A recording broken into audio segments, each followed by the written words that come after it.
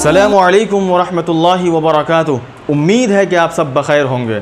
इस लेसन के अंदर आज हम लोग जो बातें करने वाले हैं वो फ्यूचर परफेक्ट कंटिन्यूअस टेंस के सिलसिले में बातें करने वाले हैं। फ्यूचर परफेक्ट कंटिन्यूअस टेंस के सिलसिले में बातें करने वाले हैं। सबसे पहले मैं आपको ये बताऊंगा कि फ्यूचर परफेक्ट कंटिन्यूअस टेंस का उर्दू तर्जमा क्या होता है, यानी उर्दू में इसको क्या बोलते हैं। उसके बाद ये बताऊँगा कि इसकी पहचान और अलामत क्या होती है, और उसके बाद मैं ये भी बताने की कोशिश करूँगा कि इसके अंदर कौन सा हेल्पिंग वर्ब यूज़ किया जाता है और फिर किस वर्ब को इस्तेमाल करते हैं, इसके अंदर वर्ब की कौन सी शक्ल इस्तेमाल की जाती है। और आखिर में ये भी बताने की पूरी कोशिश करूँगा कि अगर इसका कंजुगेशन और इसकी गर्दान बनानी चाहें तो आप कैसे बनाएंगे। तो सबसे पहले ये देखते हैं कि फ्यूचर परफेक्ट कंटिन्यूअस टेंस का उर्दू तर्जमा क्या होता है। तो इसको ज़माना मुस्तक़बिल जारी मुकम्मल बोलते हैं। इसको उर्दू में ज़माना मुस्तक़बिल जारी मुकम्मल बोलते हैं। ऐसे ही इसकी उर्दू पहचान क्या होती है। इस तरह का उर्दू का जुमला जैसे कि खा रहा होगा,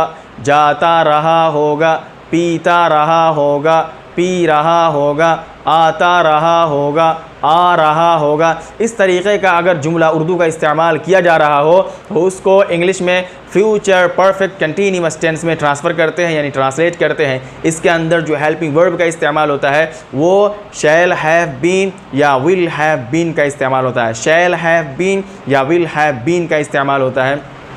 ऐसे ही इसके अंदर जो फेल की जो शक्ल इस्तेमाल होती है, यानी वर्ब का जो फॉर्म यूज़ होता है वो फोर्थ फॉर्म को यूज़ करते हैं, यानी चौथी शक्ल या यूँ कह लीजिए ING वाली शक्ल का इस्तेमाल करते हैं। आई और वी के साथ शैल हैव बीन का और बकिया सब्जेक्ट के साथ विल हैव बीन का इस्तेमाल करते हैं। लेकिन स्पोकन में यानी आम बोल चाल की गुफ्तगू में सारे सब्जेक्ट के साथ विल हैव बीन का ही इस्तेमाल करते हैं। अफर्मेटिव सेंटेंस बनाना हो, इसके रूल को कुछ समझ लेते हैं। अगर आपको अफर्मेटिव सेंटेंस बनाना है तो क्या करना पड़ेगा, सबसे पहले सब्जेक्ट लाएंगे, उसके बाद में विल हैव बीन लाएंगे, उसके बाद में वर्ब का फोर्थ फॉर्म लाएंगे, ठीक है।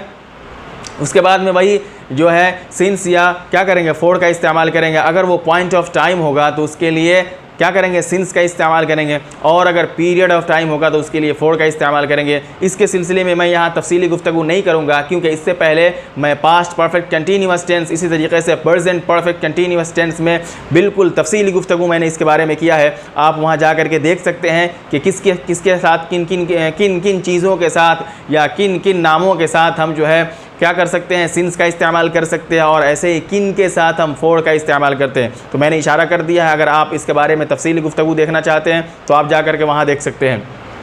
तो सबसे पहले सब्जेक्ट लाएंगे, उसके बाद में विल हैव बीन लाएंगे अफर्मेटिव सेंटेंस में, और उसके बाद में वर्ब का की चौथी शक्ल यानी फोर्थ फॉर्म का इस्तेमाल करेंगे। जैसे I will have been going, I will have been going, I will have been running, I will have been coming, I will have been laughing, I will have been writing। और अगर इसका negative sentence बनाना है तो क्या करेंगे, want का इस्तेमाल करेंगे। will have been को I won't have been, क्या करेंगे, will have not been को won't have been बोल देंगे। क्या बोलेंगे, इसका अगर आपको नेगेटिव बनाना है तो इसको हम विल हैव नॉट बीन कह सकते हैं या फिर वॉन्ट हैव बीन कह सकते हैं। समझ में आया। विल हैव के बाद नॉट लगाएंगे, उसके बाद में बीन का इस्तेमाल करेंगे, फिर उसके बाद में हम वर्ब की चौथी शक्ल यानी फोर्थ फॉर्म का इस्तेमाल करके इसका नेगेटिव सेंटेंस बना सकते हैं। जैसे I will have not been, I will have not been running, I will have not been coming, I will have not been going। और इसको शॉर्ट में बोल सकते हैं, I won't have been going, I won't have been running, I won't have been laughing, I won't have been running, इस तरीके से। और अगर इसका आपको इंट्रोगेटिव सेंटेंस बनाना है तो विल को सिर्फ विल को आप सब्जेक्ट से पहले लाएंगे, और उसके बाद में बकिया जुमला जो है उसी तरीके से रहेगा। जैसे will I have been going, क्या मैं जाता रहा हूँगा या मैं जा रहा हूँगा।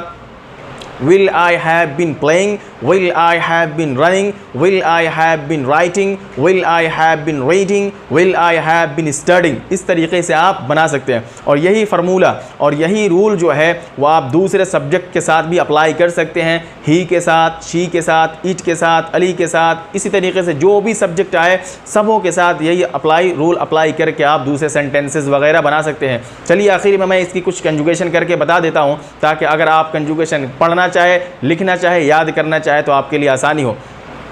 जैसे क्या करेंगे, कंजुगेशन इसकी आई से हम करके मैं आपको बता देता हूँ। जैसे I will have been going, मैं जा रहा हूँगा या मैं जाता रहा हूँगा, तर्जमा होगा I will have been going, I won't have been going, will I have been going, won't I have been going, why will I have been going, why won't I have been going. एक will एक ही से बना के देख लेते हैं। He will have been going, he won't have been going, will he have been going, won't he have been going, why will he have been going, why won't he have been going. एक जो है अली से बना के देख लेते हैं। Ali will have been going, Ali won't have been going, will Ali have been going, won't Ali have been going, why will Ali have been going, why won't Ali have been going.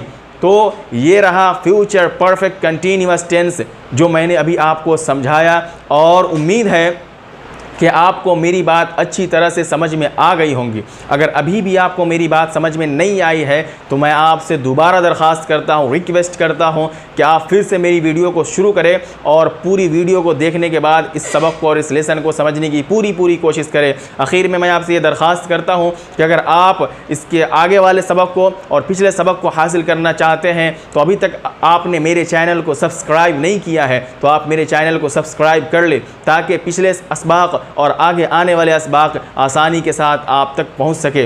उम्मीद है कि आपको मेरी ये वीडियो, मेरा पढ़ना पढ़ाना आपको पसंद आया होगा। चलिए अगली वीडियो में अगले लेसन के साथ फिर मुलाकात होगी। जब तक के लिए अल्लाह हाफिज़। सलामु अलैकुम व रहमतुल्लाहि व बरकातुहू।